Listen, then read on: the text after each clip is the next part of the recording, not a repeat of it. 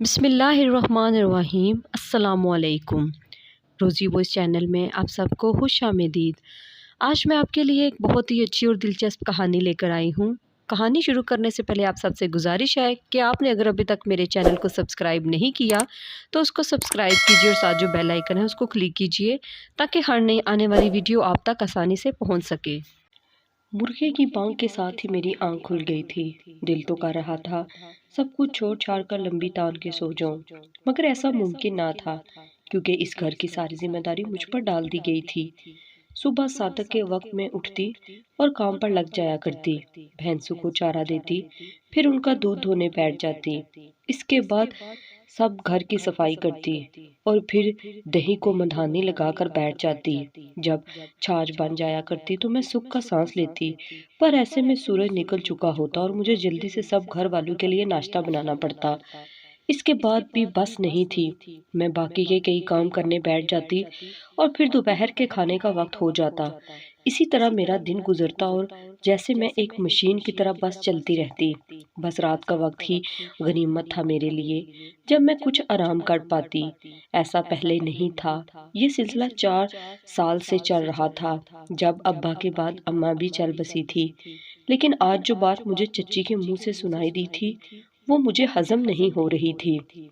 میں نے چچی کو اپنے کسی جاننے والے کو کہتے سنا کہ ارے نازو کہاں جائے گی، یہ تو میرے فیاض کی مانگ ہے، اب میری بہو بن کر اس گھر میں راج کرے گی، بھلا اس کا کہاں کرنا ہے رشتہ۔ وہ ہنس ہنس کے کہتی جا رہی تھی اور میرا دل بیٹھا جا رہا تھا۔ آج مجھ سے برداشت نہیں ہو رہا تھا۔ مجھے ان کے پاگل بیٹے سے شادی نہیں کرنی تھی اور اس کا ایک ہی حل مجھے نظر آ رہا تھا، وہ یہ کہ یا تو میں اپنی جان لے لوں یا فیاض کی، جو کہ پیدائشی پاگل تھا، جسے آج تک اٹھنے بیٹھنے کی بھی تمیز نہیں تھی۔ کافی کچھ تو اسے میں نے سکھایا تھا۔ اب وہ سب سے کہتا تھا کہ میری شادی نازو باجی سے ہوگی، نازو باجی میری دلہن بنے گی۔ اس کی انہی باتوں سے میرا خون جلتا تھا، جبکہ چچی ہنسنے لگتی، ارے پگلے اب وہ تیری باجی نہیں ہے، اور وہ کہتا نہیں میں تو باجی ہی کہوں گا۔ میری زندگی تو جیسے ایک مذاق بن کر رہ گئی تھی۔ اب میں نے فیصلہ کر لیا تھا کیسے بھی کر کے فیاض سے چھٹکارا حاصل کرنا ہے، اور اس کے لیے میں نے بہت سے ارادے کیے۔ زہر دے دوں، سر پھاڑ دوں یا دریا میں دھکا دے دوں، نہ جانے کتنے خیال میرے ذہن میں آتے رہتے، مگر میں اپنے کسی بھی خیال کو عملی جامہ پہنانے میں ناکام رہی تھی۔ پھر ایک دن مجھے موقع مل گیا۔ اس دن چچا چچی کو ڈاکٹر کے پاس لے کر شہر گئے تھے۔ اب میرے پاس موقع تھا۔ میں نے جلدی سے چوہے مار دوائی لی اور اسے چھاچھ میں ملا کے فیاض کو دینے ہی لگی تھی کہ اچانک دروازے پر دستک ہوئی۔ مارے خوف کے گلاس میرے ہاتھ سے چھوٹ کر گر گیا۔ پوری چھاچھ کچے فرش پر بکھر کر جذب ہو گئی تھی۔ میں دھڑکتے دل کے ساتھ اپنے ہاتھ جھاڑتی دروازے پر پہنچی۔ کون؟ بمشکل میرے منہ سے آواز نکلی، وہی جس نے تجھے بہت بڑا گناہ کرنے سے بچایا ہے۔ اس کی بات پہ میں تقریباً اچھل پڑی۔ خوف کے مارے میرے ہاتھ پیر کانپنے لگے۔ اسے کیسے پتا چلا کہ میں کیا کرنے جا رہی تھی؟ کیا مطلب کیسا گناہ؟ میں نے سنبھل کر کہنا چاہا تاکہ مکر جاؤں۔ میں نے پردے کی اور سے دیکھا، وہ ایک سفید ریش بزرگ تھا۔ بیٹی اس معصوم نے تیرا کیا بگاڑا ہے؟ وہ تو کچھ نہیں سمجھ سکتا۔ وہ بابا عجیب سی باتیں کیے جا رہا تھا اور مجھے لگا میرا دل کسی نے مٹھی میں جکڑ لیا تھا۔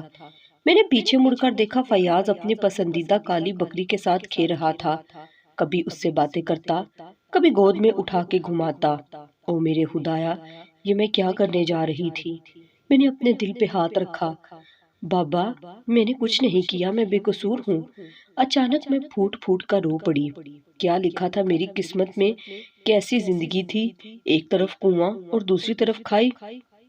مجھے روتا دیکھ کر بابا نے مجھے دلاسا دیا، نہ رو میری بچی، یہ لو، یہ ہار پہن لو، آنے والے منگل تک تیرے من کی مراد پوری ہو جائے گی۔ بابا نے اچانک میری طرف ایک ہار بڑھایا جس میں سفید شفاف موتی پروئے ہوئے تھے۔ میں نے اپنا کامتا ہوا ہاتھ بڑھایا اور وہ ہار ان کے ہاتھ سے لے لیا۔ بابا نے سفید رنگ کا چوغا پہن رکھا تھا جس میں اس کا نورانی چہرے پر نور لگ رہا تھا۔ میں کافی دیر تک ان کی طرف بے دہانی میں دیکھتی رہی۔ پھر میں نے دیکھا وہ اپنی لاٹھی ٹیکتا ہوا جانے لگا۔ ان کو جاتا دیکھ کر میں ششد ہو رہ گئی، کیونکہ بابا آنکھوں سے نابینا تھے۔ یہ کیسے ہو سکتا تھا؟ اب بھی تو ایسے لگ رہا تھا جیسے بابا نے سب کچھ دیکھا تھا، اور اب وہ اچانک اندھے کیسے ہو گئے؟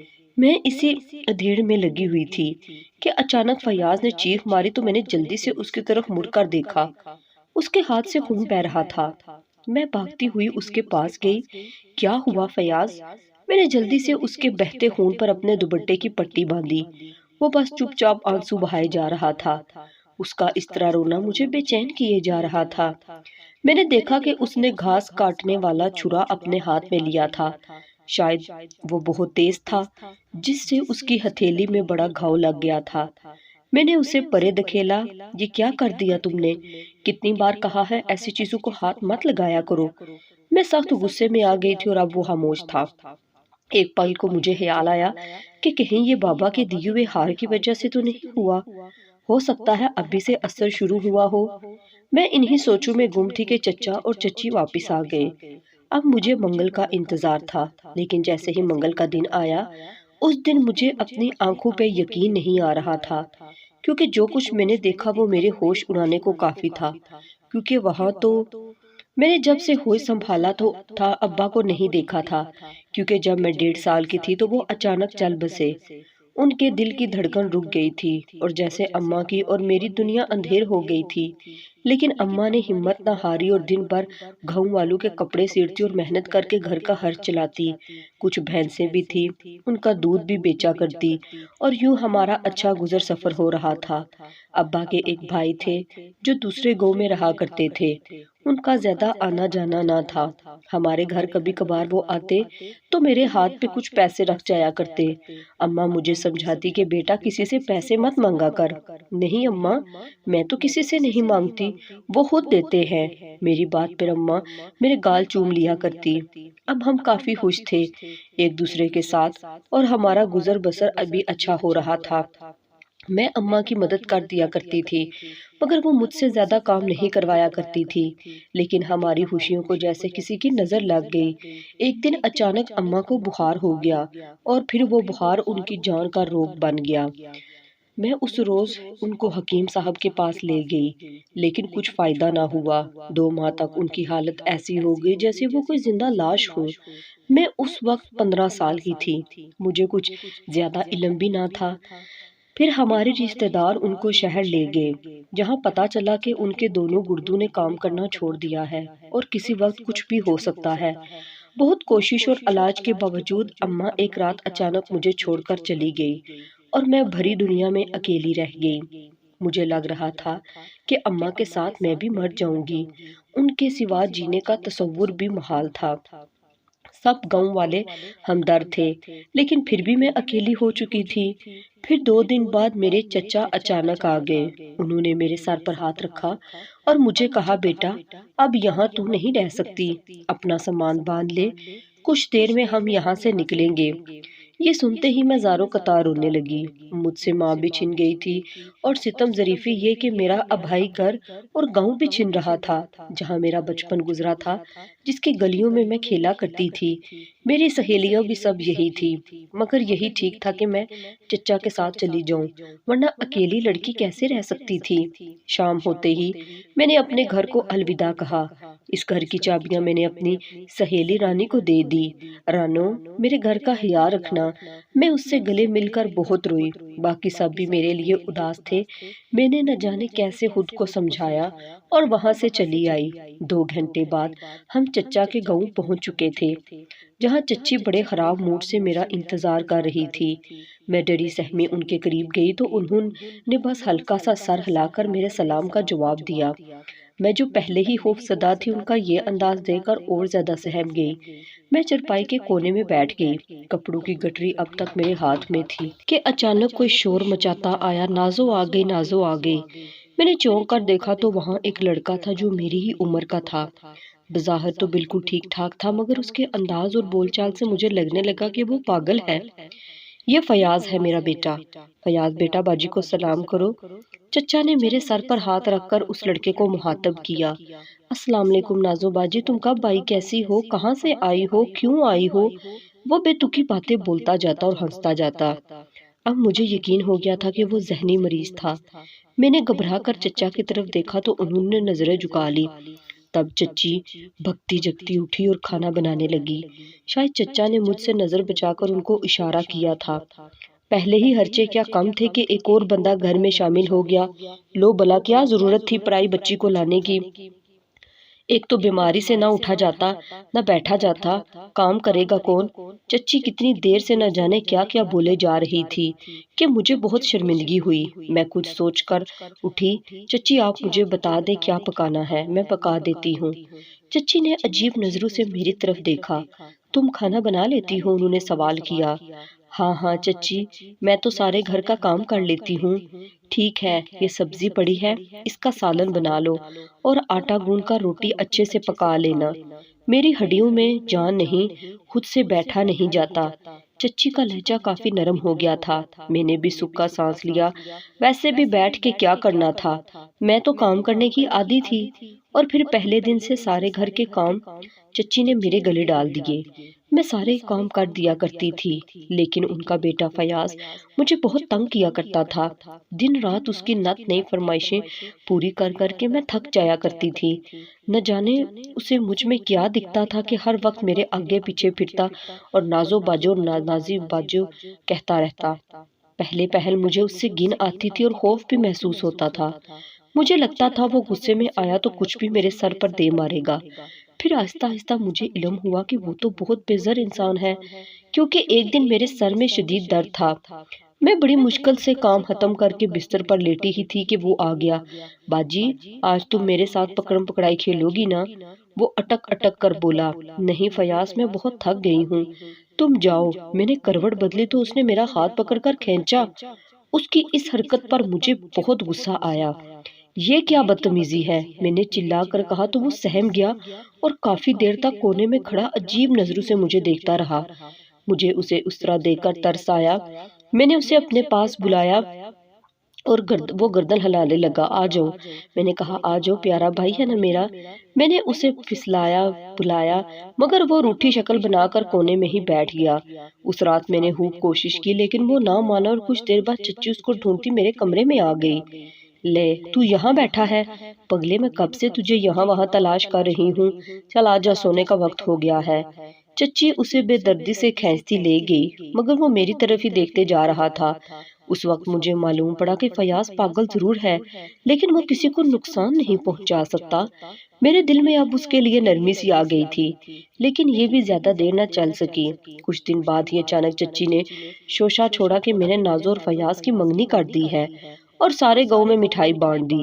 ان کی اس حرکت پہ تو میں دل ہی دل میں جل کر خاک ہو گئی، مگر زبان سے کچھ کہنا میرے بس میں نہ تھا۔ میں ان کے گھر میں رہتی تھی، اگر کچھ کہتی تو وہ مجھے نکال باہر کرتی، پھر میں کہاں جاتی؟ لیکن فیاض وہ آنکھوں دیکھی مکھی تھا جسے میں ہرگز نہیں نگل سکتی تھی۔ میں صابر ضرور تھی مگر اتنی بھی نہیں کہ فیاض جیسے لڑکے کے ساتھ اپنی زندگی گزارتی۔ میں یہ سوچا کرتی کہ ایک دن میری بھی شادی ہوگی اور میں چچی کے ظلم سے نجات پا لوں گی، اور کہاں چچی نے مجھے زندگی بھر کی باندی بنانے کا فیصلہ کر لیا تھا، اور تب سے میں نے خود کو آزادی دلوانے کی ٹھان لی تھی۔ چچا نے تو بالکل خاموشی اختیار کر لی تھی، جیسے ان کو کوئی پرواہ ہی نہ ہو کہ میرے ساتھ یہاں کیا سلوک ہو رہا تھا۔ چچی مجھ سے گدھوں کی طرح کام کرواتی تھی، پھر بھی چچا نے کچھ نہ کہا۔ اس پر بھی چچی کئی بار مجھے سو سنا دیا کرتی تھی، مگر میں سب برداشت کر لیتی تھی۔ لیکن اب تو پانی سر سے گزرتا جا رہا تھا، اور اس دن اچانک بابا نے آ کر مجھے وہ ہار دیا جسے پہنتے ہی مجھے بہت عجیب سا محسوس ہوا تھا، اور میں نے سوچا تھا میری جان فیاض سے چھوٹ جائے گی، مگر اب مجھے خوف بھی بہت آتا تھا کہ کہیں فیاض مر گیا تو۔ یہ سوال میرے ذہن میں اٹک گیا تھا۔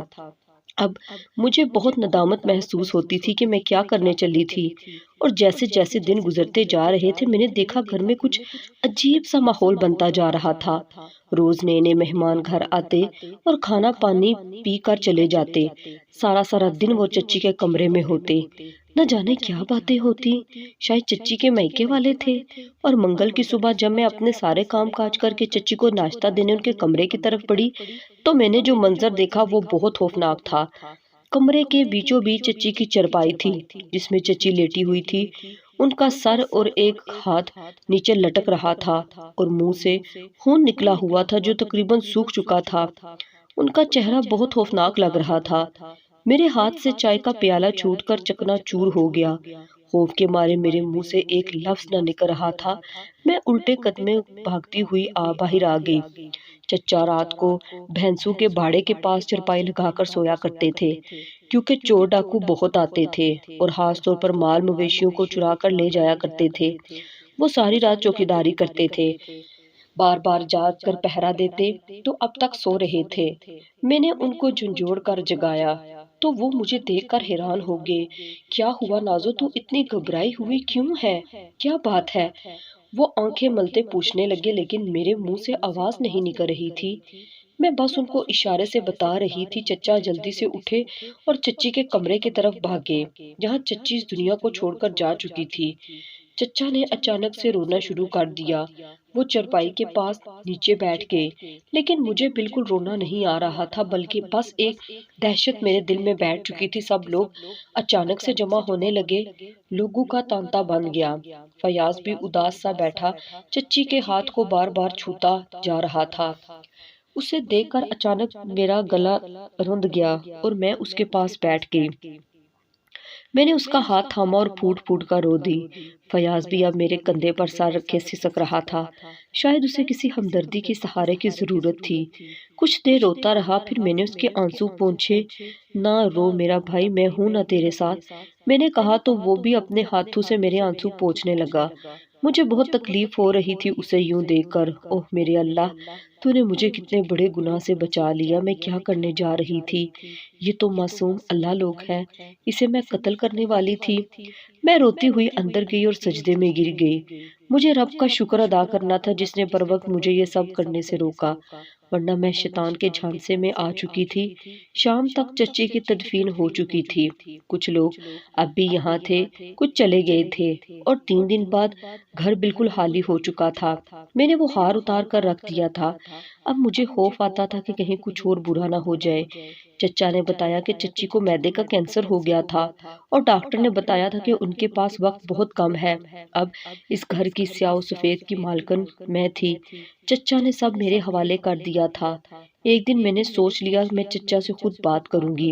اب ہمارے گھر کوئی بھی نہیں آتا تھا۔ چچا سارا دن خاموش بیٹھے رہتے، فیاض اپنے کھیل کود میں مگن رہتا۔ میں سارے کام کاج کر کے جب فارغ ہوئی تو چچا کے پاس آ کے بیٹھ گئی۔ وہ اپنی چرپائی پر بیٹھے تسبیح پڑھ رہے تھے۔ چچا، میں نے ان کو پکارا، تب انہوں نے میری طرف دیکھا۔ آؤ نازو بیٹی، اب تو تم میری خبر بھی نہیں لیتی۔ چچا ایسی بات نہیں ہے، بس کام بہت ہوتا ہے۔ جب تک چچی زندہ تھی تب بھی کام تو سارے ہی میں ہی کرتی تھی، مگر یہاں سب کچھ وہ کرتی تھی، جبکہ اب مجھ سے فیصلہ نہیں ہو پاتا کہ کون سا کام کس وقت کرنا ہے، کھانے میں کیا بنانا ہے، دودھ کتنا جمانا ہے، کتنا رکھنا ہے، وغیرہ وغیرہ۔ میں بھی مسکرا کر ان سے کہنے لگی، ہاں بیٹی، یہ تو ہوتا ہے، بڑے جو ہوتے ہیں نا وہ سارے گھر کی دیکھ بھال کرتے ہیں، چاہے وہ ایک جگہ پر ہی کیوں نہ بیٹھے ہوں۔ جی چچا، آپ ٹھیک کہتے ہیں۔ چچا، مجھے آپ سے کچھ کہنا تھا، میں نے اپنا گلا صاف کر کے بمشکل کہا۔ ہاں بیٹی کہو۔ وہ اب بھی تسبیح کے دانے گرائے جا رہے تھے۔ چچا، میں فیاض سے شادی نہیں کر سکتی، میں نے جی گرا کر کے کہہ دیا۔ میری بات پہ وہ چونکے اور میری طرف دیکھنے لگے۔ ہاں چچا، مجھے معاف کر دیں، مگر میں ایک پاگل انسان کے ساتھ اپنی زندگی نہیں گزار سکتی۔ میں اسے بہت چاہتی ہوں مگر صرف ایک بہن کی طرح۔ میں نے ان کے ہاتھ پہ اپنا ہاتھ رکھ دیا۔ فیاض مجھے باجی کہتا ہے، اسے تو یہ تک معلوم نہیں، میں نے سر جھکا کر کہا۔ تب اچانک چچا نے میرے سر پر ہاتھ رکھ دیا۔ پگلی، تجھے کیا لگا میں اتنا ظالم ہوں جو اپنے پاگل بیٹے سے تیری شادی کر دوں گا؟ ان کی بات پہ میں نے چونک کر سر اٹھایا۔ میں حیرت سے دیکھنے لگی۔ ہاں میری بچی، میں خاموش تھا تو صرف اس لیے کہ مجھے معلوم تھا کہ پروین کے پاس اب بالکل وقت نہیں ہے اور اس نے تو ویسے بھی چلے جانا ہے، تو کیوں اس کی مخالفت کر کے اسے ناراض کروں؟ مگر میں نے کبھی یہ سب نہ ہونے دینے کا فیصلہ پہلے دن سے ہی کر لیا تھا جب پروین نے اپنی زبان سے یہ بات نکالی تھی۔